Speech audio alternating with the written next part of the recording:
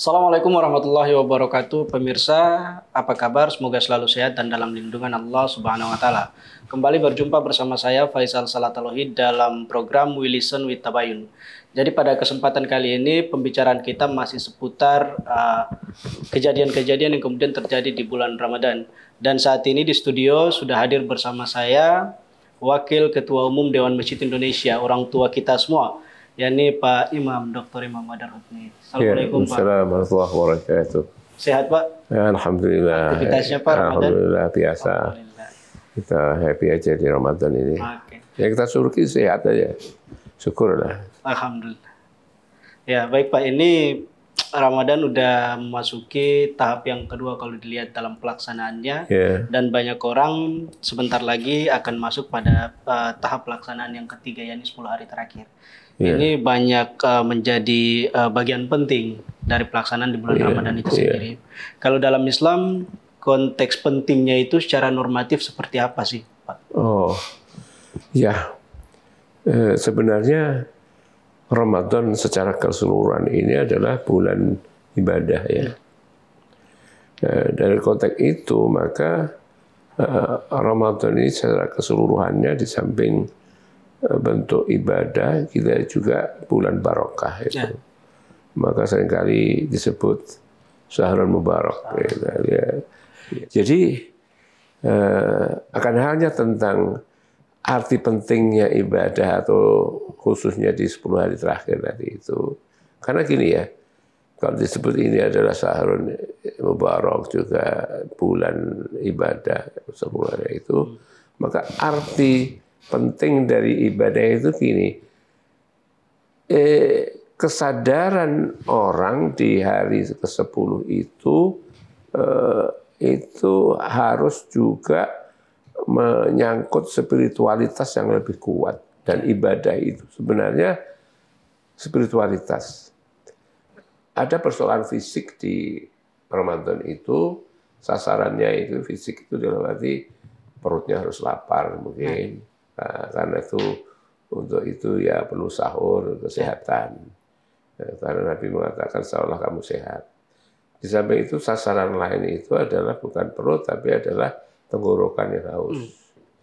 Tapi di balik laparnya dan hausnya itu adalah juga bagaimana haus lapar yang tadinya mendorong kepada keinginan makan dan minum, itu bersifat hawa. Hawa itu mulailah masuk spiritualitas sehingga hawa apapun, apa cuma hawa nafsu makan, hawa pengen minum, tapi hawa nafsu yang juga membawa hal-hal yang lain, ya seperti libido. Nah itu juga harus juga diikutkan di dalam semangat itu, maka kesadaran pengendalian itulah menjadi arti penting bagi orang di dalam menjalankan puasa itu. Nah, kalau orang tidak menyadari itu, maka dia kehilangan arti penting atau mana penting dari puasa itu. Ya. Karena itu disebutkan juga di dalam satu hadis betapa banyak orang yang ketika puasa dia ikut puasa, tapi hasilnya itu tidak dapat apa-apa kecuali lapar dan haus. Terus karena itu yang menjadi arti pentingnya bukannya melek malam, bukannya sahur, bukannya apalagi semacam sholat. Arti penting dari ibadah itu adalah gitu, dia bisa mengembangkan spiritualitasnya. Jadi makhluk manusia itu sebenarnya lebih pada sebagai makhluk spiritualitas, spiritual. Gitu. Oke, dalam konteks itu seperti yang disebutkan tadi bahwa sejatinya berpuasa itu mengajak orang untuk kemudian bisa mengembangkan spiritualitasnya. Salah satu bagian penting kalau kita lihat dalam momen 10 hari terakhir itu ada yang disebut sebagai Lailatul Qadar. Nah, bagaimana kita memposisikan diri untuk kemudian meningkatkan spiritualitas kita dalam konteks relasinya dengan malam Lailatul Qadar tadi? Jadi gini, puasa itu berbeda dengan misalnya sholat ya, atau haji misalnya, atau zakat. Zakat, sholat, haji, bahkan syahadat ya, itu ibadah riya namanya. Ibadah riya itu ibadah yang terlihat. Ya. Syahadat harus kita ucapkan Ya. di depan orang juga. Sholat juga tidak bisa kita sembunyikan, apalagi sholat itu bahkan disuruh untuk berjamaah. Ya. Gitu. Zakat, dia membawa sesuatu keluar rumah dan diberikan. Itu terlihat semua. Ya kan? Tidak semua. Haji, pakai baju putih, putih atau apa, Terlihat misalnya berangkat dari kampungnya menuju ke mana. Terlihat semua. Ya. Itu ibadah riya. Tapi harus dibedakan ya. Riya di sini bukan mencari pujian. Bukan mencari pujian. Nah, di sini harus juga disesuaikan bahwa riyanya di sini berarti tidak bisa disembunyikan. Ya, terlihat. Terlihat. Tapi kalau puasa itu bukan ibadah terlihat ya. Nggak terlihat. Jadi dia ngaku puasa. Saya puasa itu tidak memastikan bahwa dia puasa. Nggak bisa. Ya. Dia makan. Oh, dia tidak makan. Kalau nggak makan, ya ketahuan tidak puasa. Tapi dia tidak makan pun tidak memastikan bahwa dia benar-benar puasa. Ya. Karena Allah itu menjamin akhirnya puasa itu untukku dan saya yang akan membalasnya. Asyamuli wa ana ajsibi. Sekarang itu puasa itu bukan ibadah riya tapi ibadah khafi. Ya. Ya, khafiyah itu artinya tersembunyi. Ya. Nah, yang tahu hanya dia dan Allah saja. Hari ini saya di sini ngomong ini kita puasa di jam berapa, oke.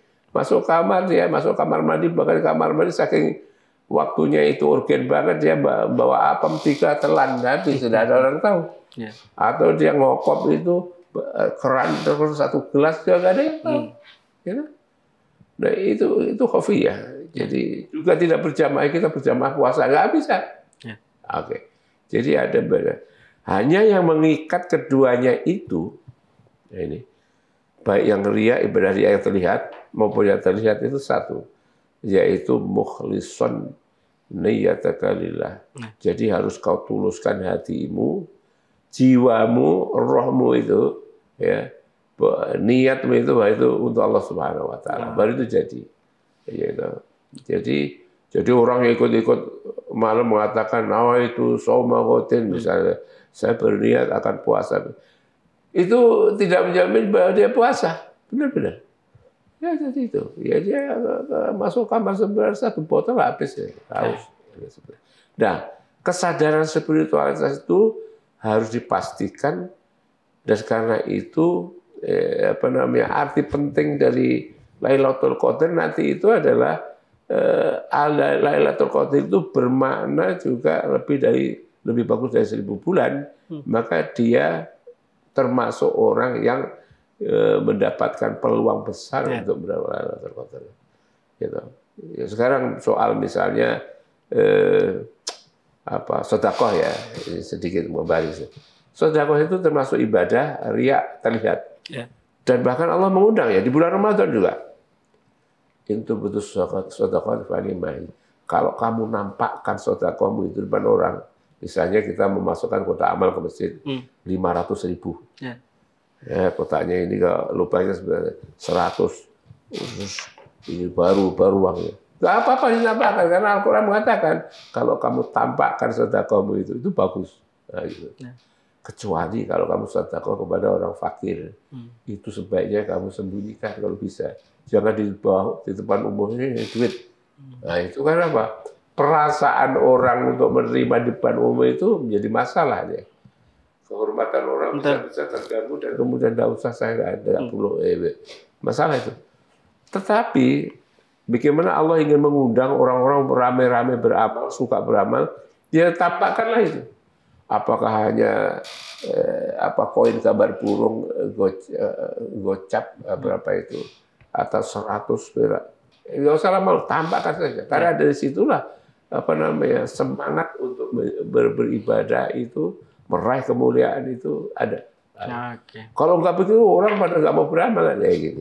Oke, jadi kalau dalam konteks itu dilihat spiritualitas tadi dalam relasinya dengan Lailatul Qadar tadi itu untuk meningkatkan giroh ibadah kita. Iya, jadi itu termasuk untuk melapangkan jalan mendapatkan Lailatul Qadar.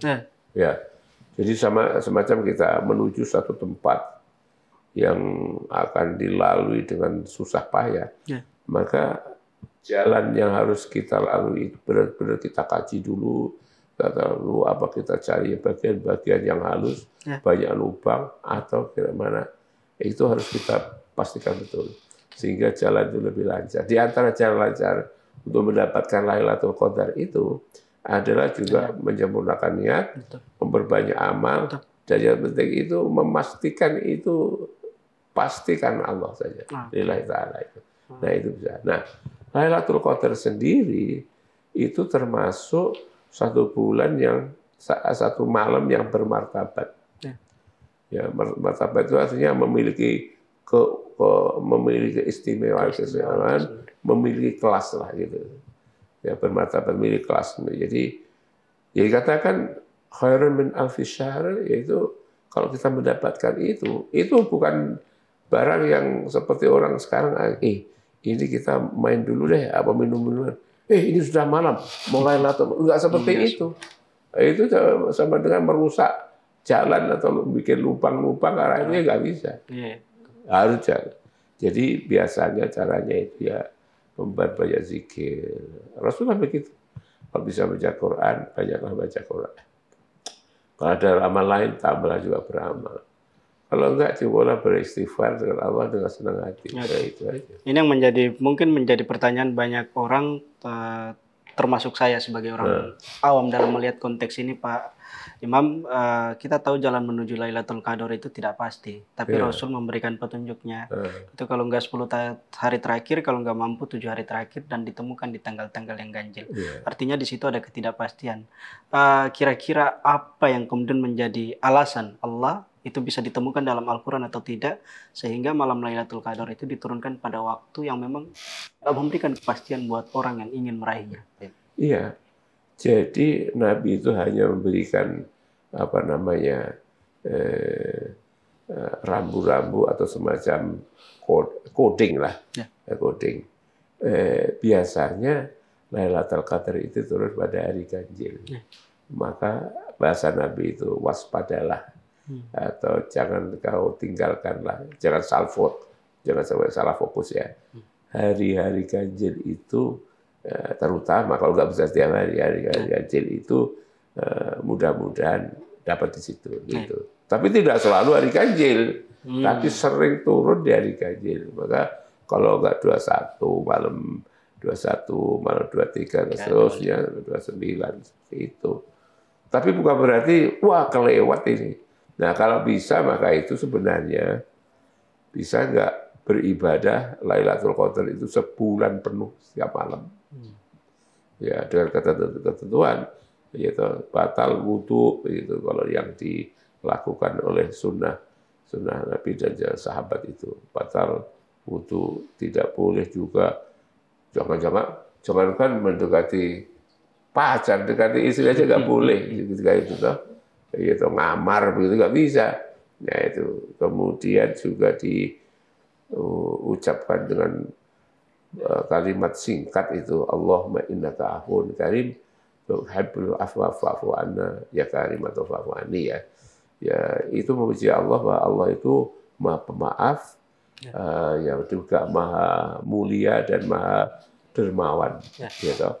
Terus karena itu sesuai dengan sebutan-sebutan itu, jiwa kita pun juga harus satu. Kalau nggak mengatakan itu, memuji itu, ya langsung aja mengatakan istighfar. Allahumma innaka afuwwun, istighfar aja. Kemudian juga hati kita harus lapang. Apa orang yang menyakiti kemarin itu masih kita ingat, memendam di hatinya, harus hilang juga. Dan gitu. Apalagi itu, ya harus juga memberikan maaf pada orang-orang yang membuat kesalahan pada kita sekalipun. Seperti itu. Nah, itu diantaranya yang dilakukan kalau bisa itu setiap malam. Siapa yang tahu gitu kan? Lailatul Qadar itu hanya umumnya turun di waktu-waktu ganjil setelah tanggal 20-an, 21, 21. Kalau gitu hebat, para sahabat itu tiap malam, bukan cuma itu, tiap malam. Bahkan sampai sekarang, orang-orang di Arab itu punya tradisi, kalau malam puasa itu dia itu melek. Ya. Hanya sekedar melek, ada yang kemudian siangnya tidur aja, nggak kerja-kerja, ya itu nggak benar. Dulu ada namanya Presiden Aljazair, namanya itu Habib Bourguiba. Ya. Dia itu pada tahun 80-an sekian. Itu sebagai presiden dia kecewa bahwa masyarakatnya yang muslim itu di siang hari tidur, sehingga kantor itu sepi. Kalau cara begini negara bisa bangkrut, rakyat bisa sengsara. Sampai dia itu kesal dan ya kesal lah, saking kesalnya itu bilang begini ya, memang kelewat batas, tapi ya itu pernyataan yang sebenarnya mengandung pengertian yang baik maksudnya. Kalau puasa itu hasilnya cuma tidur aja begini, sudahlah, tidak usah puasa, semua saya tanggung dosanya, begitu. Menarik tadi bagian dari pembicaraan Pak Imam bahwa di Arab itu tradisinya bukan cuma pada hari-hari ganjil, konteks menyambut malam Lailatul Qadar. Ini juga saya pernah baca beberapa riwayat tentang kebiasaannya Umar bin Khattab itu. Jadi 20 hari pertama biasanya di rumah dia sholat, tapi di 10 hari terakhir dia mulai keluar dan menjemput Lailatul Qadar itu. Dan itu nggak peduli malam ganjil atau gimana. Tapi ada satu hal menarik juga Pak Kiai, ini menjadi kebiasaan dari masyarakat dalam negeri, ada yang disebut dengan iktikaf. Dalam rangka menjemput Lailatul Qadar itu. Dan siangnya seperti apa yang dikatakan oleh Pak Imam tadi, banyakkan tidur. Bagaimana kita menyikapi itu Pak Imam?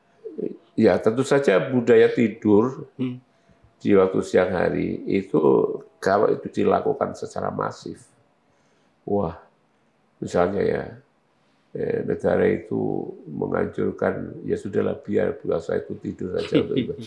Itu bisa krisis negara itu tidak membawa masalah. Ya, kalau orang per orang itu juga harus ditimbang-timbang, apakah dia misalnya seorang suami atau seorang bapak dari keluarga atau anak-anaknya, apakah ada sesuatu yang bisa dimakan atau apa, atau kebutuhan tercukupi enggak, jadi kemudian tidur. Nah ini ada di kalangan sahabat, pernah juga waktu itu, waktu tahun-tahun pertama ya, itu nggak sukses dilaksanakan puasa itu di kalangan sahabat. Karena apa? Ada yang miskin itu pada tidur aja, sampai Nabi datang. Sementara yang kaya, ada yang milih nggak puasa. Karena apa? Ada ayat, apa itu, wa'alalladzina yutiquna fidyatun ta'amul atas orang yang susah menjalankan puasa, dia cukup bayar fidyah saja. Di antara yang kaya itu akhirnya menafsiri, oh ini termasuk kita ini. Karena apa? Istrinya banyak, gitu. Ya, istrinya banyak, ditambah budak-budak, ya mestinya 4 ya. Tambah budak-budak itu ratusan, terus cantik-cantik semua, terus puasa bulan, repot ini. Nah, sementara ayat membuka atas orang yang susah menjalankan puasa, nah ini susah, yang kaya ini susah. Wah, akan banyak susah untuk puasa ini. Akhirnya dia milih membayar fidyah. Karena bunyi ayat begitu. Wa'alalladzina yutiquna fidyatun, bayar fidyah. Semuanya yang miskin, ya Allah, ya Rasulullah, ini tidak puasa saja, kami ini seperti puasa, makannya nggak jelas, gitu. Akhirnya dikarenakan sahabat yang miskin dan kaya itu gagal puasa itu di tahun pertama kedua, baru tahun ketiga turun. Wahilalakum la tasyamu, dan seterusnya. Ayat ini panjang menerangkan bahwa di malam hari kamu boleh makan, boleh minum, kamu boleh dekat istri dan sebagainya. Dan kemudian dinyatakan di situ, summa atimus syama ilal lail, kemudian kamu harus puasa. Nggak bisa tidak, kecuali yang bepergian atau sakit bisa boleh tidak puasa, tapi harus dibayar. Kemudian yang masuk, para ulama, para sahabat juga mengatakan atas orang yang susah menjalankan puasa, bukan orang kaya dimasukkan. Enak benar kaya makan terus atau apa terus, miskin yang boleh puasa enggak. Jadi puasa itu semua orang yang beriman, kaya miskin puasa. Maka atas orang-orang yang sulit menjalankan puasa itu dimasukkanlah misalnya pekerja keras, orang tua. Tadi kan masih ayat belum ada, orang tua. Misalnya kalau orang perempuannya hamil, misalnya susah, atau untuk puasa susah, maka boleh tidak puasa, tapi tidak puasanya dihitung. berapa kali. Ya, itu nanti dibayar. Atau cukup membayar fidyah ini. Ya, kalau tua, ya nggak usah mikirin bayar atau bayar puasa lagi tahun depan. Dia tambah tua aja. Ya, saya cukup bayar fidyah ya hari ini, bayar fidyah ke tahun depan, fidyah lagi. Oke. Ini kebiasaan orang Indonesia mayoritasnya ketika bicara tentang Lailatul Qadar, bagaimana caranya kita menjemput iktikaf. Itu sering ada ajakan, bahkan itu dilakukan secara berjamaah, Pak Imam.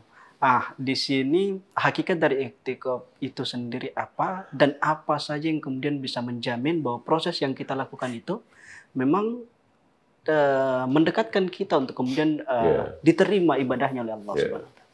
Ya, jadi iktikaf itu memang disebutkan di dalam ayat rangkaian dalam puasa itu. Ya, wala taqrabuhunna wa antum aakifuna fil masajid tilka hududullah. Jadi kamu ini malam boleh, tapi khususnya untuk kamu punya istri, kalau kamu sudah iktikaf malam itu, kamu nggak boleh dekati istri. Nggak boleh istri dekati, apalagi lebih dari mendekati, nggak boleh. Gitu, pacar mau lagi pula istri nggak boleh, pacar lagi nggak boleh juga. Iktikaf ini ngerupi sama istri sama pacar di pojok masjid, nggak boleh. Gitu. Ini kemudian iktikaf itu artinya berdiam di dalam masjid dengan maksud mendapatkan kekhusyuan. Kekhusyuan itu ketenangan hati karena dia bersama Allah. Gitu. Jadi setiap orang itu punya lorong sendiri untuk dia tempuh dalam kesunyiannya. Sedang iktikaf itu dalam kesunyian dan lorong masing-masing itu, ini ada lorong ramai.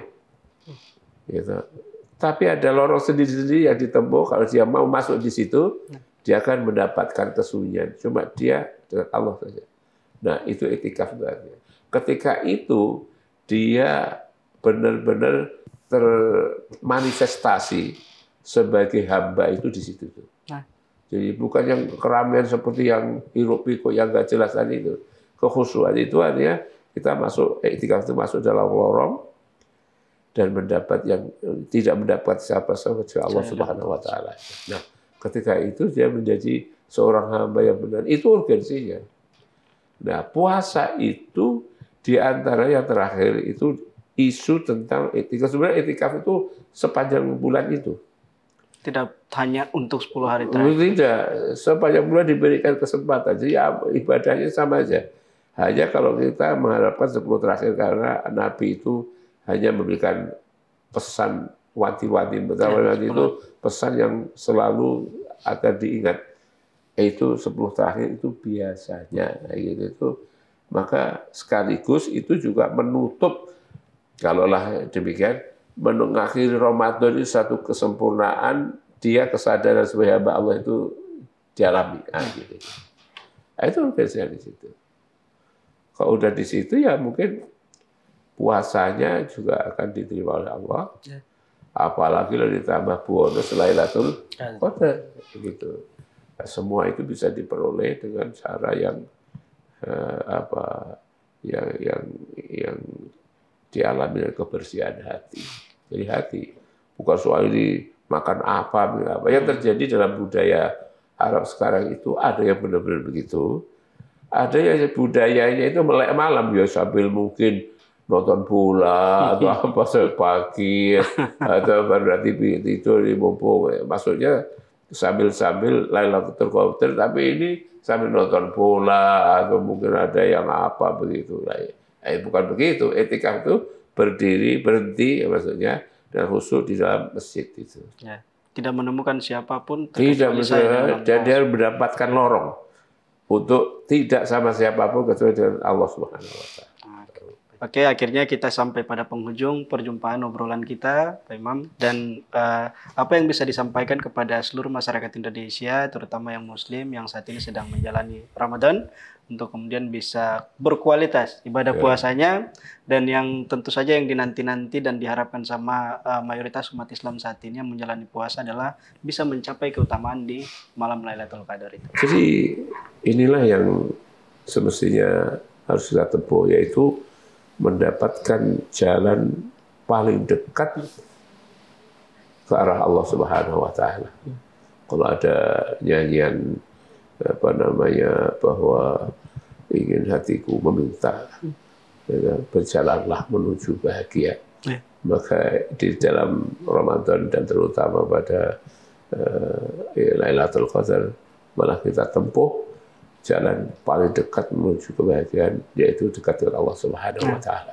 Baik pemirsa, demikian obrolan kita tadi dengan Wakil Ketua Dewan Masjid Indonesia, Pak Dr. Imam Badarudni, dan seperti yang beliau sampaikan tadi, bahwa puasa dan kalau berbicara terkait dengan malam Lailatul Qadar, itu tadi yang menarik Pak Imam, itu merupakan bagian dari kekhusyuan kita untuk kemudian menemukan diri kita bersama Allah. Jadi nggak boleh ada aktivitas apapun di situ. Semoga kita bisa mengambil hikmah dari pembelajaran dari pertemuan kita hari ini. Saya Faisal Salatalohi mengundurkan diri. Assalamualaikum warahmatullahi wabarakatuh.